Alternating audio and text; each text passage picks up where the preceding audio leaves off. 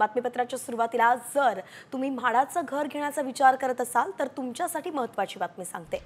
विक्री अभावी पडून राहणारी घरं हातोहात खपावीत म्हणून आता म्हाडा नवी शक्कल लढवतोय आणि यामुळे महागड्या घरांच्या विक्रीसाठी क्षेत्रफळाऐवजी किमतीनुसार उत्पन्न गट ठरवण्याच्या हालचाली सुरू झाल्यात।